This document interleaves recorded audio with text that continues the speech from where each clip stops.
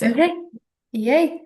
So thank you so much for taking the time to meet with me. We're going to be talking about some donor advised funds today in relation to 401 Gives, but also just in the ethos of an ecosystem of donor advised funds. So I'll give you a second to introduce yourself and who you are, where you're coming from, what you do, and then we'll jump into some questions around donor advised funds. So the Thanks floor so is yours. much. It's great, Katie. Appreciate the opportunity to talk to you. My name is Jessica Berry. I am the Senior Director of Philanthropy at the United Way of Rhode Island. I've been in that role for a couple of years. It's sort of a fancy way of saying major gifts. So I run major gifts here at United Way. And it has been a pleasure to be working with some of our donors who have donor advised funds. I've learned a lot, and I'm excited to share a little bit about how that can work for our nonprofit partners, especially in light of our 401 Gives work that we're doing. Yay. So donor advised funds, or DAFs, as sometimes people call them, is something that you start to pick up on when you're thrown into the world of fundraising. It's something that doesn't exist until it's suddenly your problem. And so to start off, just from your perspective, your knowledge, what is a donor advised fund?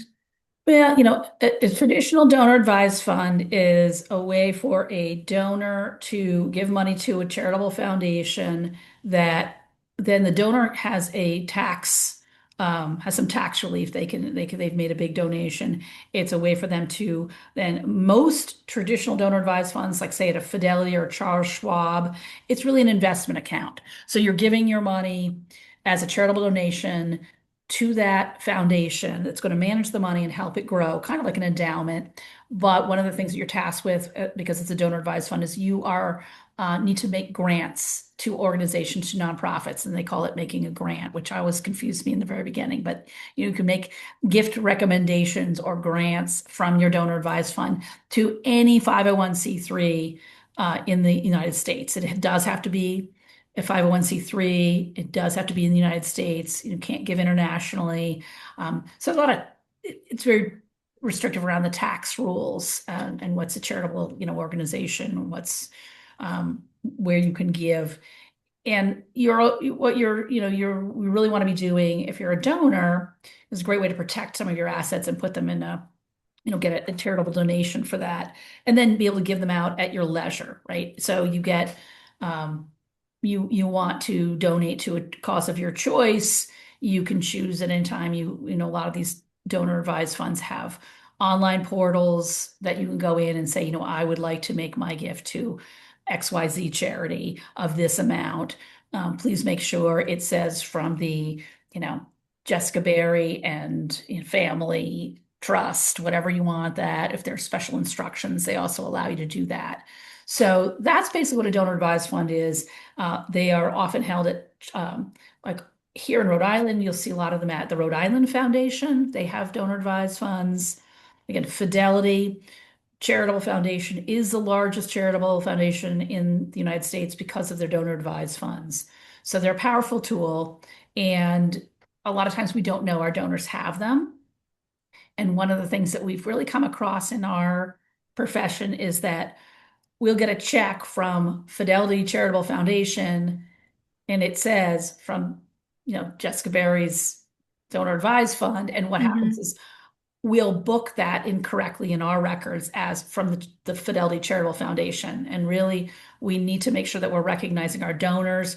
We also do have to keep track as nonprofits of money that does come in from donor advised funds. That is a question that we get asked on our audits. So Yeah. it's interesting way to like you want to try to keep track of it a little bit differently. I don't want to get all weedy on that, but it is an opportunity for us to make sure we, in our profession, are making sure we know where the money's coming from and we're thanking those donors. So you don't want to thank the charitable foundation that holds the DAF. You want to thank your donor because they're the ones who made the decision, and we love our donors. So Yeah. it's an important part of what we're doing with donor advised funds. Is really understanding that sticky back end of things, which is Yeah. just not it's not really what I would call the interesting part of my job. So it's not only, a fundraising kind of curveball, but it's finance and operations, and it's Yes, it's a real yes. wrench in the mix. Um, in addition to DAFs, or donor advised funds. We also hear like IRA gifts and stock gifts. How are those then separate from a donor advised fund? Right. They are separate. Now, in a donor advised fund, you can advise about where the funds are going, but they're not really yours. An IRA gift, you have I don't know what IRA stands for. I mean, something kind of investment retirement account. Government words. Their words. I have one. I don't know really what it means, but I know that like one day I'll be able to retire and it'll give me money. So one of the things with an IRA when it is a retirement account that you're an investment account and that is your money, you do have to draw off of it a certain amount. So you can make a decision when you get to a certain age that you want a certain amount to come to you. That money is taxable.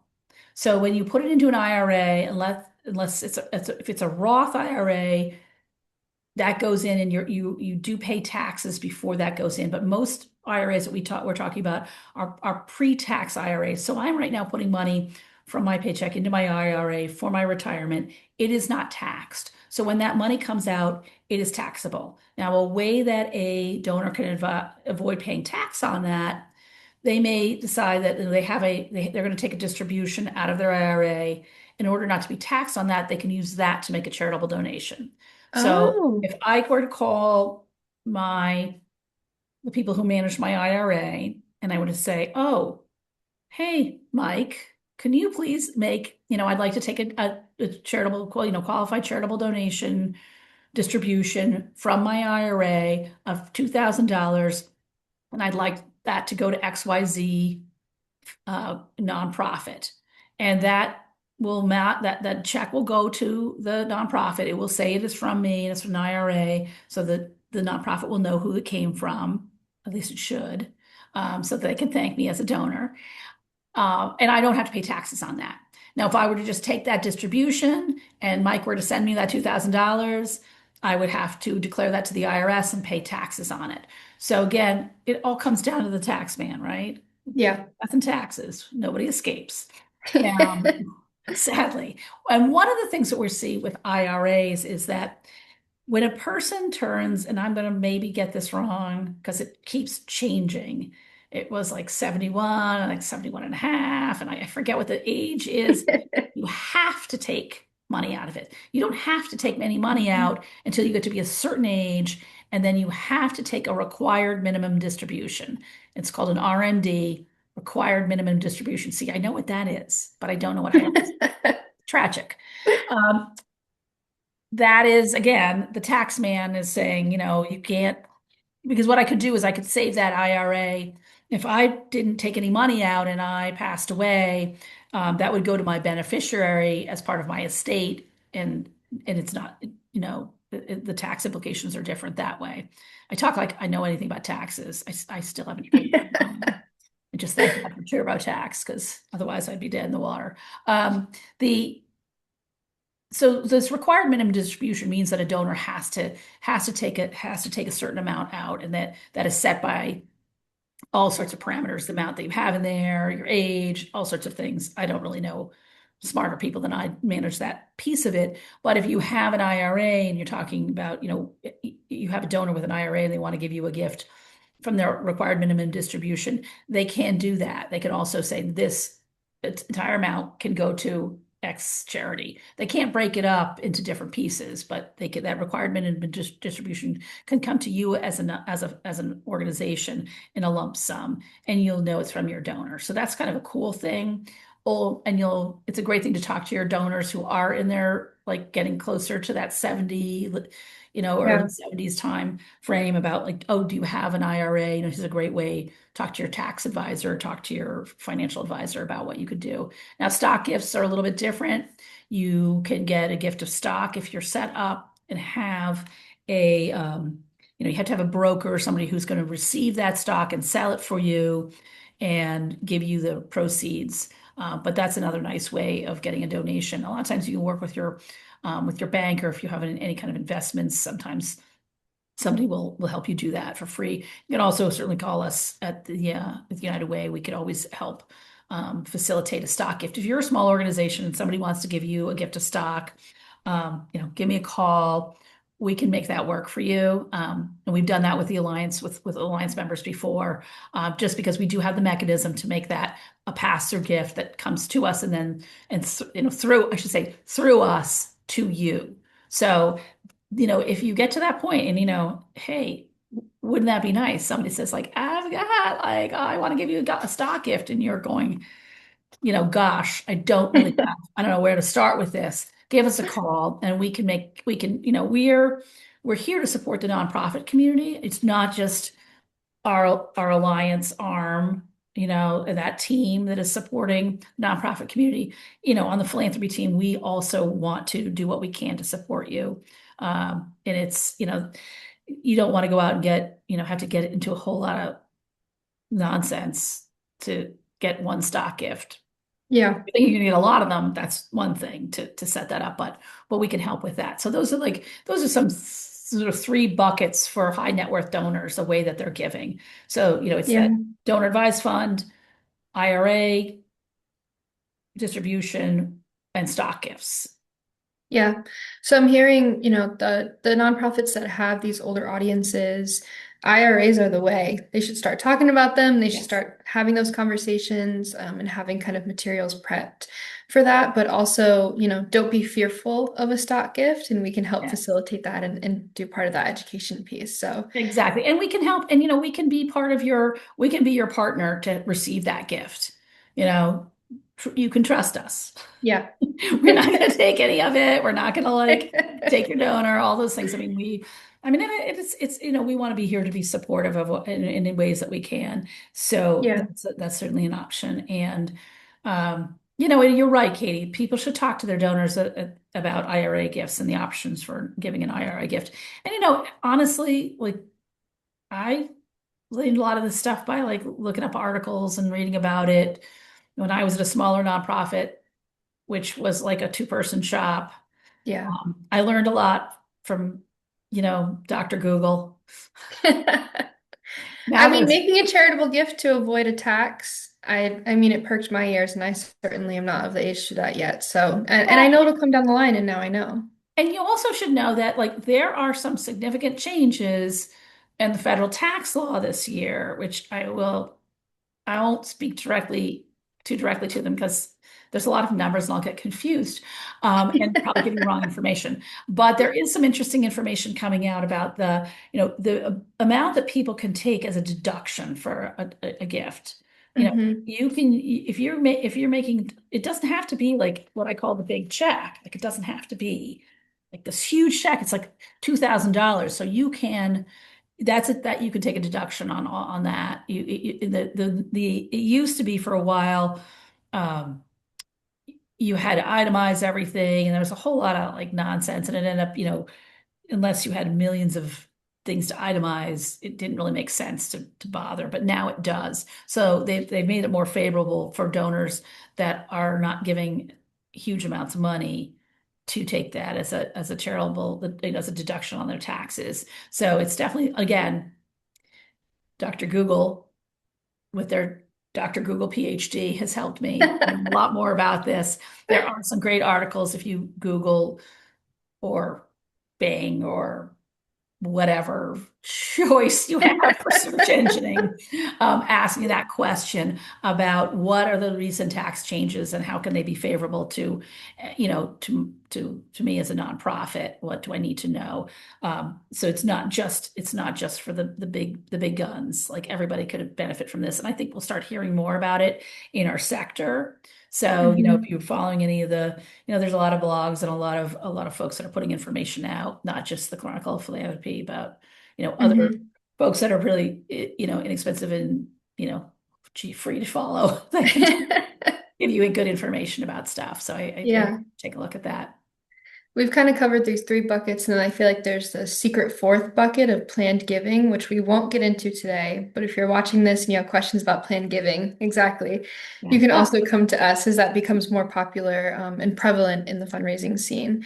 But Going back to, donor advised funds, what motivates someone to make a donor advised fund? Kind of what capacity are these donors usually in? You can speak either with our My Fund donors, because we have an internal donor advised fund here at United Way, or just kind of what you've seen over the landscape as you've engaged in these kinds of things. Right. So for the generally you'll see higher net worth donors, and that's like, upper middle class, not like the 1%.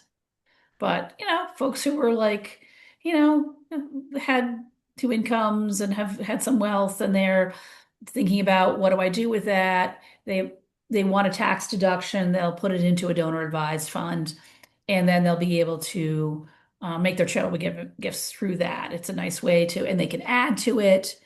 We have a product here at United Way called My Fund, which used to be called the philanthropy account.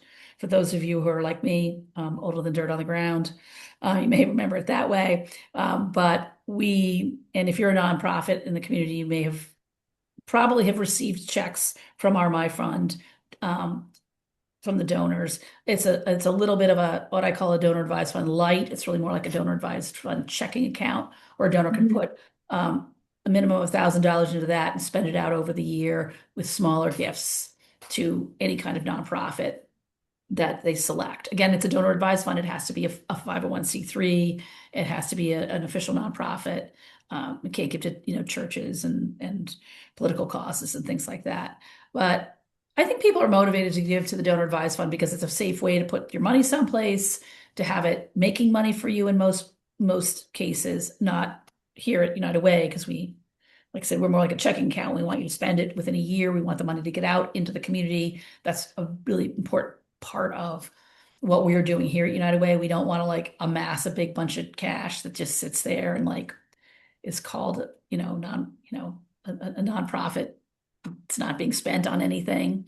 So it's not making you money if you invest it with us, but it does if you're with some of the other organizations that invest your money, it grows and it grows so that you can give more out to the community. So that's a motivator. Like if I were to think about, oh, I can I've got enough money that I'd like it to grow to be able to give out more of it. So, my $50,000, my $20,000 becomes, in a year becomes $25,000. And then I have more money to give out and I can replenish that. I can add to it, but it's constantly growing because it's an investment account. So folks who have these are generally charitably minded. I mean, they do want to give money out. They've probably been advised by somebody whose job it is to advise them on their finances, to do smart things and avoid taxes and like, you know, all the things that we know we're supposed to do to have good financial health. There's probably somebody talking to our donors when they get to a certain point about like, they're scratching their head like, gee, what should I do? I'm at a certain point in my life. I want to protect my assets. I want to have enough to give away. I want to have enough to live on. And, people are generous of heart, I think, more than they are not. At least that's Yeah. what's sustaining me, believing that. And so I think that you'll see a lot of donors that have these, and it's an opportunity for us to like ask donors if they have, oh, do you have a donor advised fund? Um, would you consider making a gift to us from that? Yeah. So, As I've, grown into fundraising and I do this more and more as I get more settled in my career, on a donor scape, I feel like donor advised funds are really wonderful and great, and they're a great fit and they work really well. But sometimes when you talk to a fundraiser about a donor advised fund, like the Jaws theme song starts playing because it can be a little bit of a pain point. And so, from your fundraising landscape perspective, what are some of the struggles that you see nonprofits and individual fundraisers facing with donor advised funds? so the first case, of course, is, as a somebody who really wants money to be supporting the community. I mean, I like the idea of, a direct gift. Like I don't love the idea that money is sitting there growing and making more money and just like kind of creepy investment account. Like, wouldn't it be nice if this were actually in the coffers of a nonprofit that's doing actual work rather than kind of like in a nonprofit that's not really, Yeah. so that's a little irksome, but I think that has, that speaks to my values is what I would like. I would like us to be doing more, like more of these funds to be going into the community faster. I should say faster because they do go and they do grow, and so there's some pluses.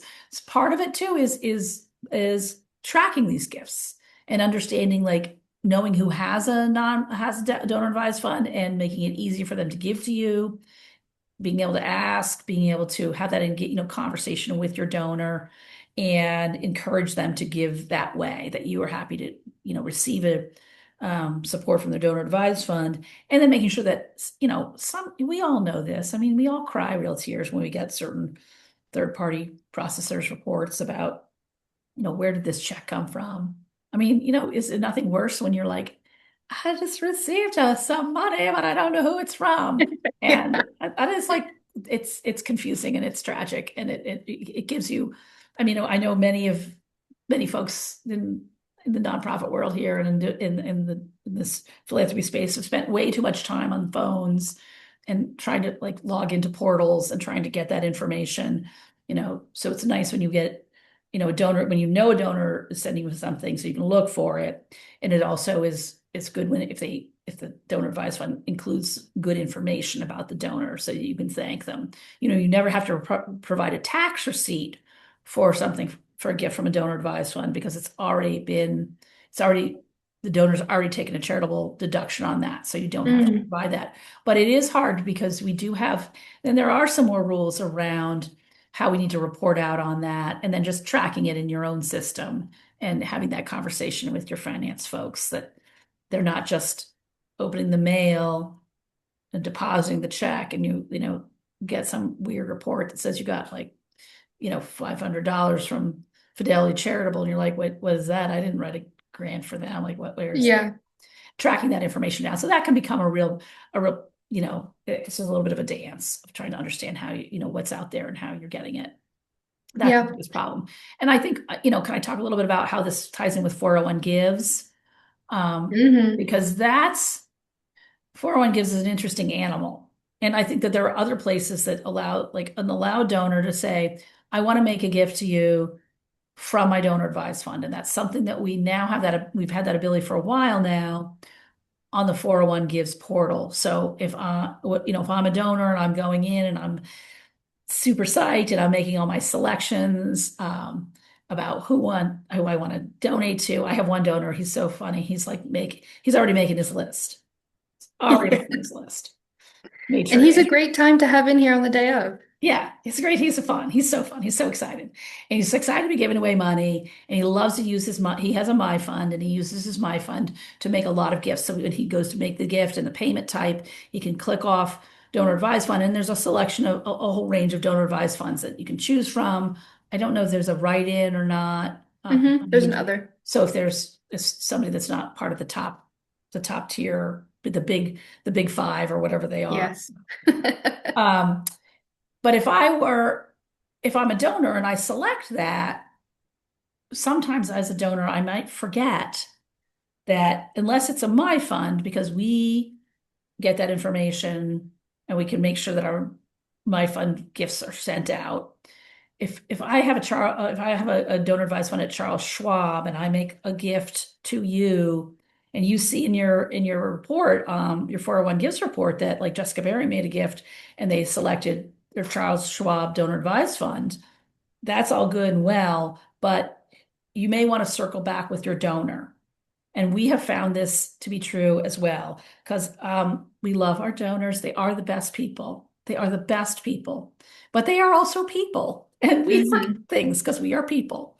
So sometimes we see folks will forget and not realize that they're the the platform, a 401 Gives platform, can't make that gift request for you. You have to make that gift request. So you have to go in and you have to call or go into your portal for whatever donor advised fund like Charles Schwab and make that gift request. So the gift gets to you as a nonprofit.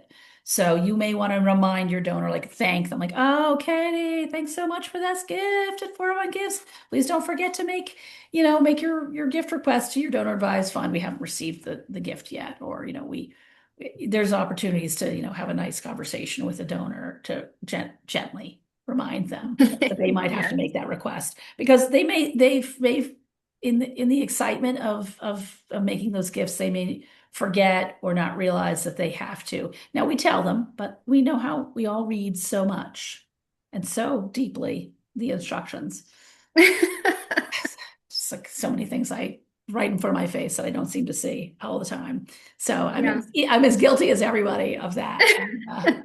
It's tragic. They said tragic, but the that's a thing that we can do, and I want to encourage all of our partners for if it was the 401 gives partners to take a look at your donor list and see if somebody has paid by a donor advised fund or has made their, has made their pledge by their donor advised fund and make sure you follow up with them because they Hmm. may forget, they may not get to it, they're going to get to it. We know how things happen. Like I just have a whole stack of things that I'm going to get to. Phone calls I have to make, Yes. take junk for my elderly mother that I have to do because she's like, I'm not dealing with that anymore. My kid, all the things that are in our to-do lists, and sometimes that falls off. So I would encourage you to take a look at those lists, pull those reports. Yeah. Katie, I want to thank you because you have done a really good job of making sure that those reports for us as nonprofits are clear. Because as a fundraiser, at United Way, I'm looking at the same things that all of our partners are looking at, like who were the donors, who gave to us, how much did they give, thanking them, appreciating them, and all of those things that I know we're all trying to do, and being able to see that clearly. You've done a really nice job of making sure that that's available to all of us, so we can do our job as best we can, and continue to like keep those people connected, so and keep that money coming. So thank you for that, Katie. Thanks. I feel lucky that, outside of 401 Gives, I get to stay stationed in operations because I think it makes that portion easier for me to think about.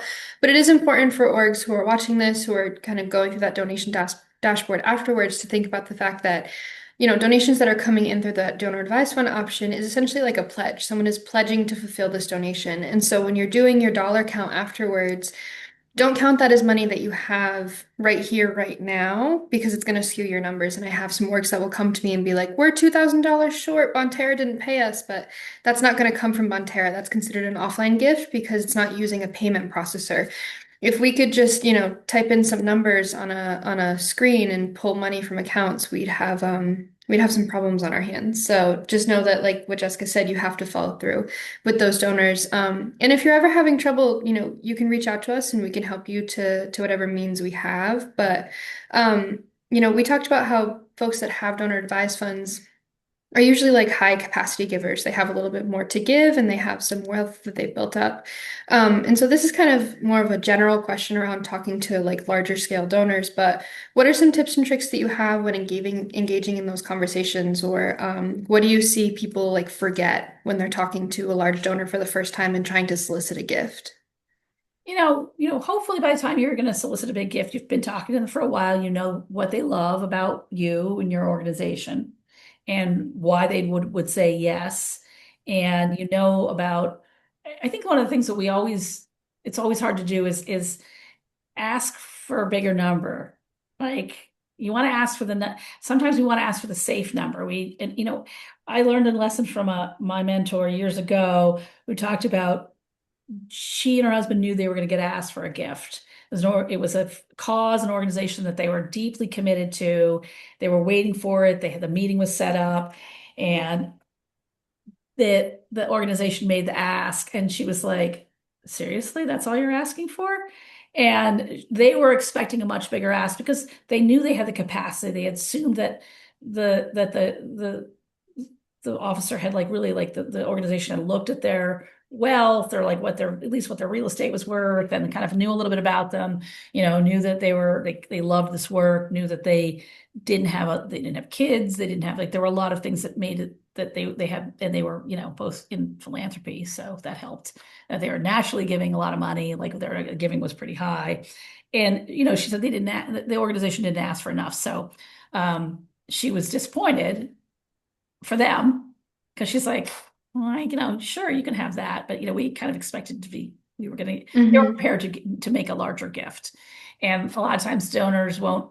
Sometimes they'll say, actually, I'm going to give, more. And, it depends on who your donor is, but sometimes they'll just be like, oh, okay, that's all you want. So we have to like kind of be bold with what we ask for because I Mhm. found that donors are they're flattered. If I like, I asked a guy for a whole lot of money a couple months ago, and I took a lot of deep breaths. It made me feel a lot. And I know one of my old boss said to me, if you don't feel a little sick to your stomach, you're not asking for enough, which I thought was Hmm. a funny comment, but it held true. And like, and this, I did not get the gift I asked for. I mean, it's not this is not the Cinderella story where I was like happily surprised, but the donor was honored that I asked them and realized that they had that kind of capacity and that they might think about it, and they came to the number that they felt most comfortable with. I let them think about it. Hmm. I require an answer right away, but I think it's really important to try to ask for more. Be bold. I mean, what you do is fantastic. And I hope you think it's fantastic. I hope you think it's the best thing since sliced bread. Every day you get up in the morning and go like, I'm so glad I'm like raising money for this organization. Um, so, and you're giving your donors an opportunity to invest in that and to make their dreams come true through their Hmm. philanthropy. So be bold and ask for a lot. Ask for a bigger gift. It's because donors can say no, and Hmm. they're not going to be so offended that they're like, I'm not giving you anything. I can't believe you asked me for $1 million. I hate you for that. They're going to be like, oh my God, you think I could give that? Well, I mean, I guess I could, but yeah, well, you could structure it over 5 years, multi-year gifts. And there's also the ways to Hmm. make it, make that big number a reality if you can stretch it out over payments over a certain amount of time. But, this donor was like, they were honored and they're like, I can't do that, but this is what I can commit to. And, you have a good conversation and they're not mad at me. They're still, we're still going to have coffee. We're Hmm. still talking about the things that are important and the work that we're doing and the other causes that they're supporting and understand who that person is in the space of philanthropy in Rhode Island. And it feels, it can be a little scary, but it's fun, Yeah. it's fun. People want to give. I think especially now people want to give. We're at an interesting crossroads and sometimes people feel out of control. They don't know what to do. And so Yeah. when you kind of open that door and you show them the bright light of this is what you can do, they want to take it. I feel Yes. like one of the first things that I learned from, all the fundraisers around me is like the worst they can do is say no, but the best they can do is say yes. And even if they say no this time, next time they're going to think of you first because you're the one that sticks out the most. I feel like sometimes organizations, especially those that haven't had to fundraise before or new fundraisers, can feel really scared of the donor. And donors can sense fear, so don't do that. They can smell it on you. But also, there's really nothing to be scared of. Right. You're asking for a foundation to feed your mission and your cause. And like you said, you should be talking to someone already who's into that mission and you know them well, and they should feel that. And so the ask is kind of the easier part. I think it's the relationship building that really is the scary part because you're Yeah. getting to know somebody for the first time. But like Like, Jessica why would said, this be person want bold. to talk to me? I literally called somebody today and I'm I, like, seriously, this person's going to want to talk to me? Okay, I'm going to do this because it's my job. Of course, I feel like I should love doing that, but I still just psych myself up. I'm like, Yeah. I mean, I like literally calling somebody this person has given us money. They've been a donor for a while. They've just, they're really ready to like, I really want to engage them as a major donor. Why would they not want to talk to me? Even if they want to say like, yeah, we just love what, and sometimes someone will just say, what, I love what you do. This is great. Keep doing it. You're awesome. Like, I don't need to meet with you and learn more about it. I feel really, but it's good to like reach out and talk to them. It's always a surprise. Yeah. And if they don't want to talk to you, they'll tell you like, I'm good. It's it's really okay. Okay. I'm going to keep sending you stuff though. And they're like, that's great. Keep sending me emails. Keep sending me stuff in the mail. Awesome. I love what you do. All right. Enjoy the spring weather. Bye. I mean, you just never know what you're going to get. But I mean, you're not calling to try to sell them like an extended auto warranty for God's sakes. That's a blessing, right? You know, Right. not like that weird call. And you're also not like, you hopefully have enough of a relationship. Like the reason you're calling them in the first place, you met them sometime or somebody's made an introduction or, requested some information. Somehow they've been engaged. So, Yeah. or, you're even if you're out at an event and you're talking to people and you run into somebody, I mean, people will let you know if they're interested and, it's kind of cool, follow up with them. And, it ends up being fun to hear about why they're interested in you, what Hmm. your organization does. And there's always a story. Yeah, there is. Well, And the more you do it, the better you get at it. The first time you do it, the second time is easier, the third time is easier, and so on and so and forth. we all have great stories about the work we do, right? And it feels Hmm. so good to tell those stories. It does. It's nice. And we get to do that on 401 Gives all at the same time Oh, for yeah. 36 hours straight. It's so awesome. And there's so much great stuff happening in our state. And, the nonprofit community is changing so many lives in so many ways. And, this is a community that cares about that. So it's a good Hmm. thing to be able to talk about. So, yeah. Yeah.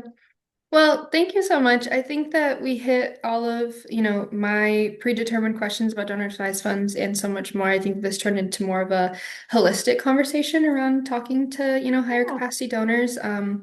To anybody who ends up watching this and finding, resolve in this, if you run into problems, you're unsure about donor advised funds, IRA gifts, stock gifts, plan gifts, if you need resources, if you need a conversation with someone with a how-to on how to talk to your larger donors, we have advancement officers in our philanthropy team that are willing to do that. Jessica is one of them amongst many. But we want to see you succeed because when nonprofits succeed in our communities succeed, and it's a cycle that continues over and over again. So Jessica, thank you so much for your time. I really appreciate it. I think that we've been missing this piece of donor advised fund education, so I'm excited to get this out into the hands of our participating organizations. So That's thank great. you so, Well, I so think much. it's always exciting to talk about philanthropy and fun to talk to you, Katie. Your enthusiasm for this work is infectious, and it is, it's a reason we all get up in the morning and, work is work, but sometimes it's not as bad. Yeah, One of no, those for days. sure. Yeah. So go 401 Gives. Yay! March 31st to April 1st this year, and then we'll be back to regularly scheduled programming next year. But we'll hit that 5 million this year. Fingers But crossed. for sure. For Yay! sure. All right. Thank you, folks. Everybody, good luck. Good luck this year on 401 Gives. And, good luck with your fundraising. Call us if you need us. We're here to help. Yay! Thank Okay. you, Jessica. Bye. Bye.